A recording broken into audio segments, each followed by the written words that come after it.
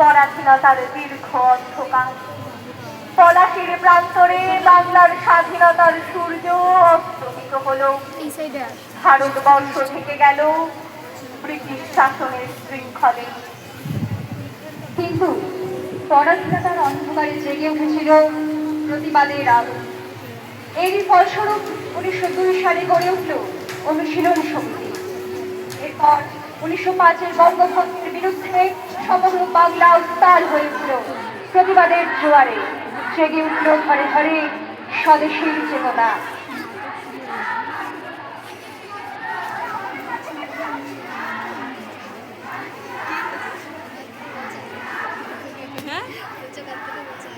স্বদেশের সেই অগ্নিস্রোত ছড়িয়ে পড়ল তরুণ হৃদয়। 1908 সালে সেই অগ্নিশিখা হাতে তুলে নিতে তুই আমি আসছি। কোথায় যাচ্ছিস খুদি? চিন্তা করো না, শীঘ্রই ফিরব। ব্রিটিশ বিচারক কিংসফোর্ডকে লক্ষ্য করে বোমা নিক্ষেপ করলেন ক্ষুদিরাম বসু ও প্রফুল্ল চাকী।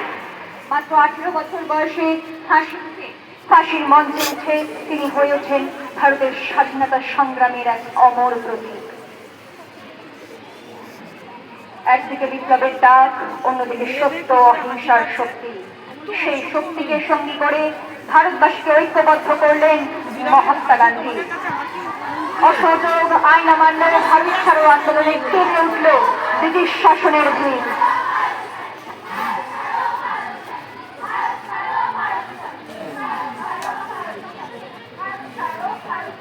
1931 সাল রক্তে লেখা স্বাধীনতার ইতিহাসে যুক্ত হল আরো 3টি গৌরবময় নাম: ভগৎ সিং, সুখদেব ও রাজগুরু।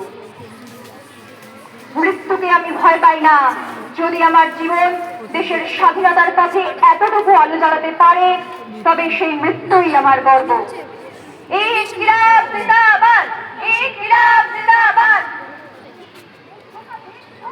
একটি কণ্ঠ স্তব্ধ হলেও স্বাধীনতার সুর থামেনি। 1932 সালে সাহসের নতুন ইতিহাস গড়তে এগিয়ে এলেন বীণা দাস। কলকাতা বিশ্ববিদ্যালয়ের সিনেট হলে চলছে বার্ষিক সমাবর্তন অনুষ্ঠান।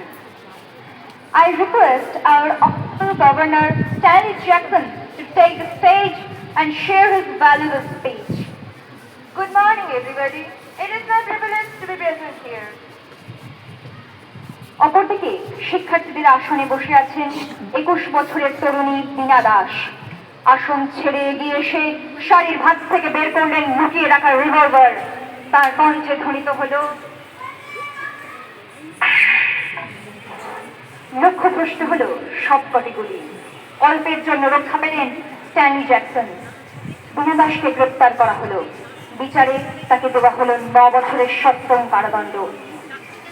বীণা দাসের সাহসিকতার পর স্বাধীনতার সংগ্রাম আরো তীব্র হয়ে উঠল। চট্টগ্রামে মাস্টারদা সূর্য সেনের নেতৃত্বে প্রস্তুত হচ্ছিল আরো এক দুঃসাহসিক অভিযান। সেই অভিযানের দায়িত্ব নিতে এগিয়ে এলেন প্রীতিলতা ওয়াদ্দেদার।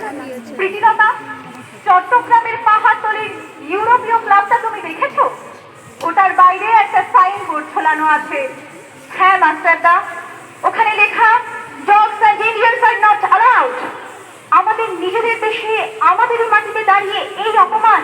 ওই ক্লাবটা শুধু আমোদ প্রমোদের জায়গা নয়, ওটা ব্রিটিশ শক্তির অহংকারের প্রতীক। ওখানে আক্রমণ করতে হবে, আর সেই অভিযানে নেতৃত্ব দেবে তুমি। আমি আমার জীবনের শেষ রক্তবিন্দু দিয়ে আপনার বিশ্বাস রক্ষা করব। 24 সেপ্টেম্বর 1932 গভীর রাতে পাহাড়তলি ইউরোপীয় ক্লাবের দিকে এগিয়ে চলেছেন প্রীতিলতা ও তার সঙ্গীরা।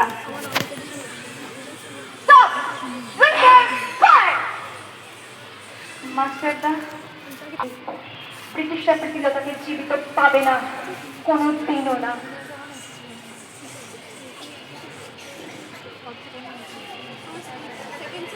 এরপর অহিংসার পথে এগিয়ে দেন এক বৃদ্ধা মা মাতঙ্গিনী হাজরা।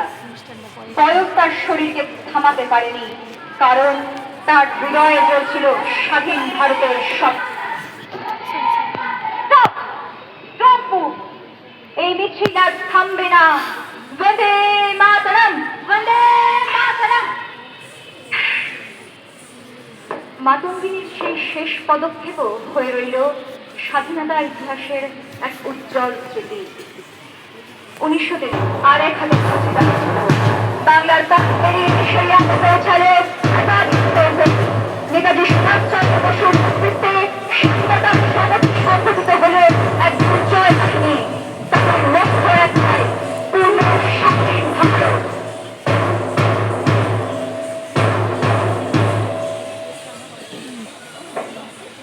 অবশেষে শত শহীদদের আত্মত্যাগ, অগণিত মানুষের সংগ্রাম, দীর্ঘ লড়াই বেরিয়ে এলো স্বাধীনতার সুখবর। 1947 সালের 15ই আগস্ট মুক্তির স্পর্শ পেল ভারত ভূমি। কিন্তু স্বাধীনতার অর্থ কি শুধুই পরাধীনতার শৃঙ্খল মুক্তি? মুক্ত চিন্তা, মুক্ত কণ্ঠ তো তারই অঙ্গ।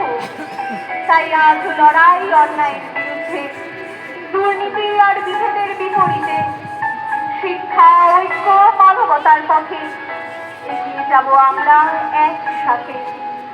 আর আজ সেই লড়াইয়ের দায়িত্ব নিতে এগিয়ে আসছে নতুন প্রজন্ম।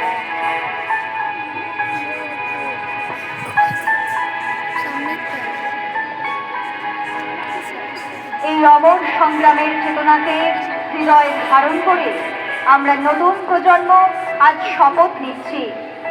দেশ আমার গর্ব, দেশ আমার প্রাণ, সত্যের পথেই রাখবো দেশের সম্মান। ত্যাগের আদর্শ বুকে নিয়ে চলবো নির্ভয়ে, আগামী ভারত করব আমরা, এই আমাদের পরিচয়।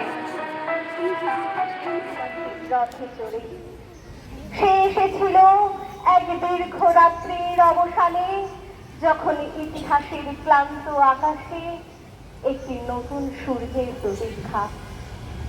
সেই রাতের কথা আজ আর কেউ বলে না, বলে না কত মানুষের ঘুম ভেঙেছিল নিজের দেশের ভেতরই হঠাৎ পরবাসী হয়ে ওঠার ভয়ে। তবুও স্বাধীনতা এসেছিল। ভগৎ সিং এর অসমাপ্ত স্বপ্নের পথ ধরে, সূর্য সেনের ফাঁসির কাঁটি ছুঁয়ে, ক্ষুদিরামের হাসি মাখা চোখের ভেতর দিয়ে এসেছিল সুভাষের বজ্রকণ্ঠের প্রতিধ্বনি হয়ে, অসংখ্য নামহীন মানুষের রক্তাক্ত পদচিহ্ন অনুসরণ করে। আর তাই যে স্বাধীনতা একদিন অর্জিত হয়েছিল অশ্রু আর অগ্নি পরীক্ষায়, তার উত্তরাধিকার বুকে নিয়ে আজও এগিয়ে চলে ভারতবর্ষ। এখন আমরা আমাদের বিদ্যালয়ের মাননীয় প্রধান শিক্ষিকাকে তার মূল্যবান বক্তব্য রাখার জন্য অনুরোধ জানাচ্ছি।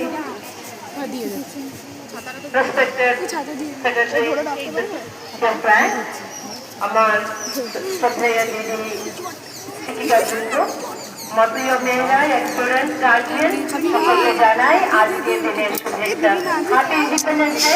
আমি আর কিছু বলতে যাচ্ছি না, খুব ভালো প্রোগ্রাম হয়েছে। সকলকে